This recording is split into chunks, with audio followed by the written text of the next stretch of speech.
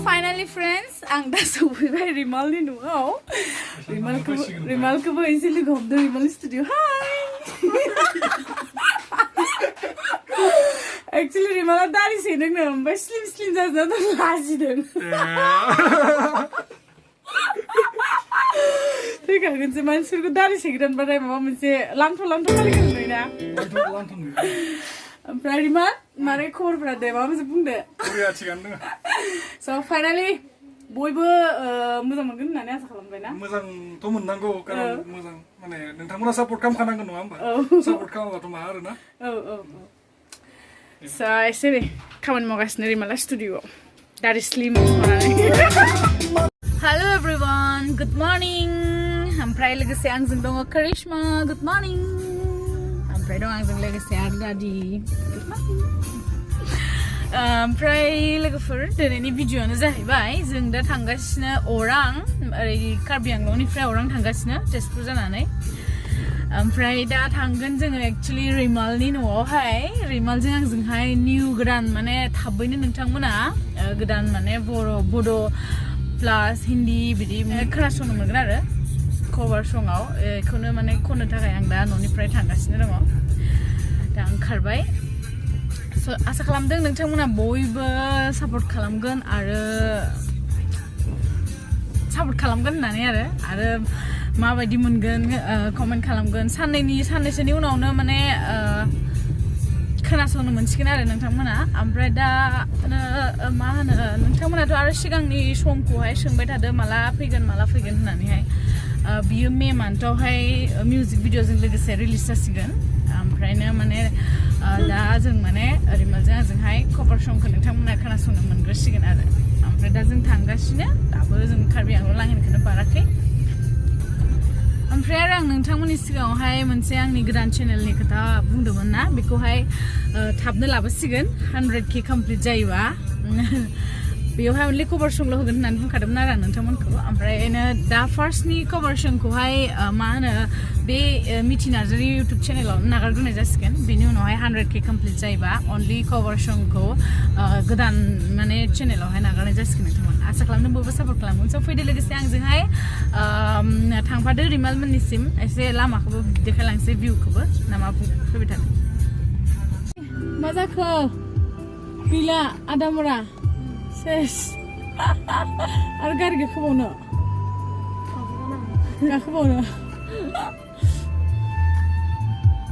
करिश्माया हनै गोबागासिनो करिश्माया गोबायबाय एजन बমি কৰিব গৈছে ৰ दै ओरैबायदि मोजां आरोना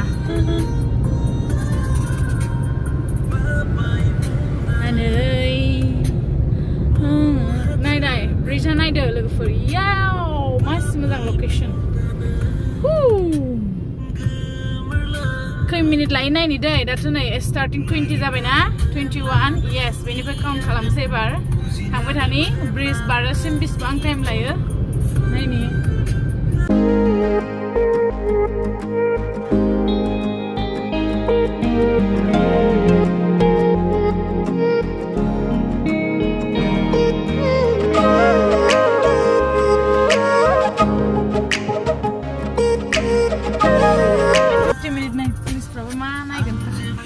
ब्रिज बारनानैहाय एसे चेकिं दं आरो दा चेकिं खालामनांसिगोन फैदो टिकि खुलिनांगौ ना ये कहाँ जाएंगे अब हम लोग औरंग उदालगुरी हाँ पहले करिश्मा जाला गोबाय फैदो खालाङालै फैदो बियो गोब्बाबोगासिनो करिश्माया नन स्टप हालोद खराब करिश्मा रिमालनि स्टुडिअ'खौबो एसे बेयावनो जि मोजां स्टुडिअ' खालामनानै लादों आरोना रिमाला एकदम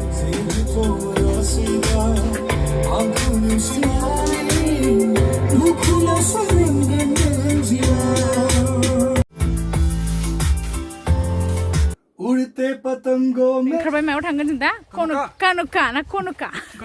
कान'का रिजर्टआव थांसै जों दा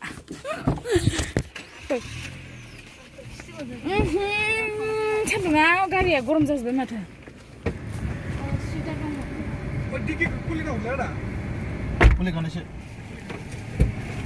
Monica Resort नै नुवानो मोदाननानै नै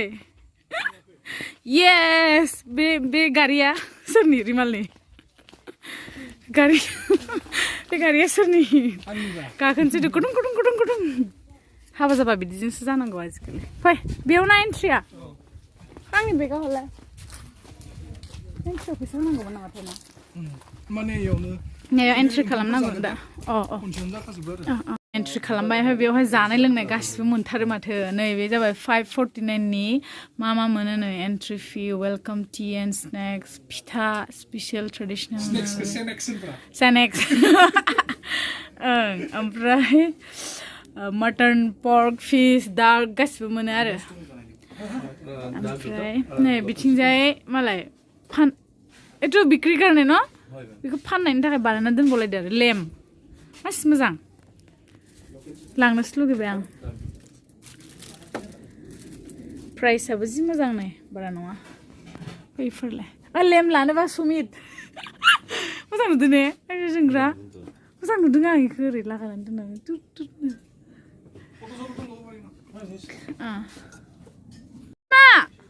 मा बे हा दै तात हारामि अहाय दोनदों जाला गासुलिखायनो जेरावबो लांफानो हाया आं बे करिश्माखौ लांफानो सानबाबो आरो हाल रोङा जाबाय बेहा थाबायनोनो हाबावला बियो सैमाया अरा फै गेले गेले गेलेनानै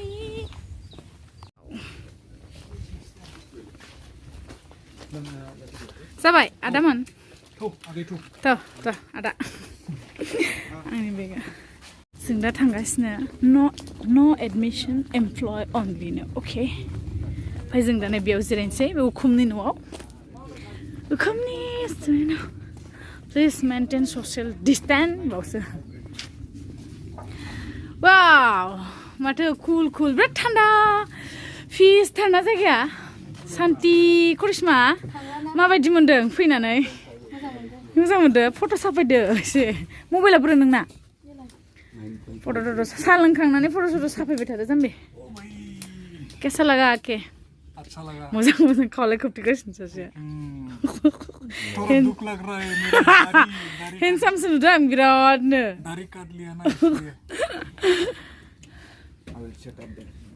फुलफोर खम जाबाय नामा सिगां माथो खोलो खोलो खोलो खोलो हनै सिख्लाया मालाय सुन्दरथार नोंहा हारसिं जिबन आं एक्सट्रा पाकिस्तान गाइखेर साहा लोंनांला दै नोङो देलायबाय आरो देलना फैयाखै जायगा नुनानै फटक जाबाय होननानै दा जि देलायबाय आरो देलाय मा ओंख्रिया जों दा शुटखौ रेडि स्टार्ट खालामसै फैदा करिश्मा चलो ओइ बे बेगा लानो दाबाव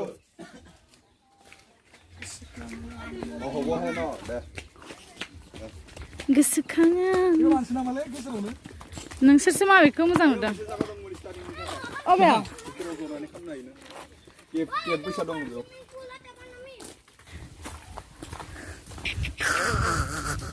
सिम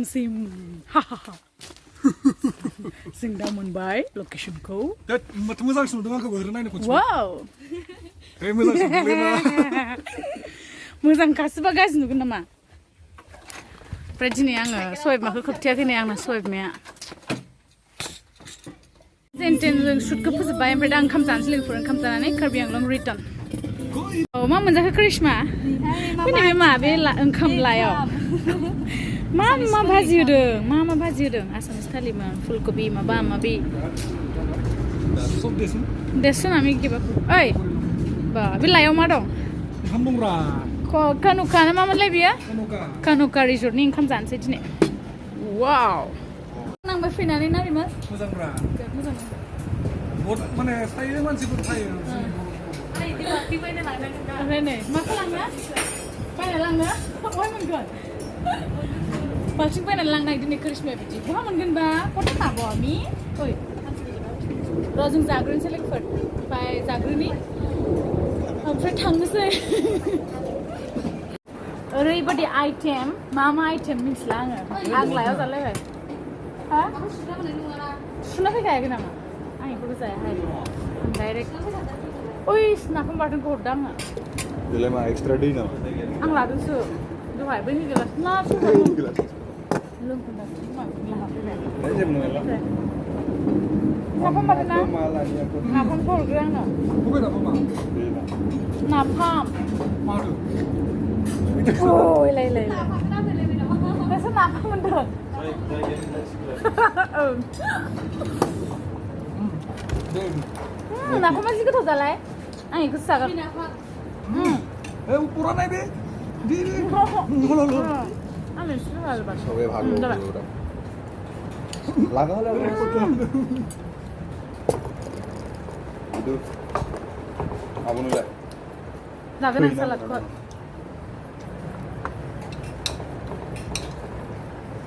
ओरैबायदि आइटेम दं सालाद नाफाम बाथोन गरसि एवनाय आलु एवनाय माबा माबि मा बिलाहि आं ओंख्रिखौनो सिनायबावला কি হইব हांसो दाउ पुदिना লাগে नै मेवासाबो दं जानो नोंसोरा नायो मेवासाबो दं दालाय आं मेवाखौ जागोन दे पुदिना फेभरेट आंनि मेवाया पुदिना पुदिनाखौ जाथला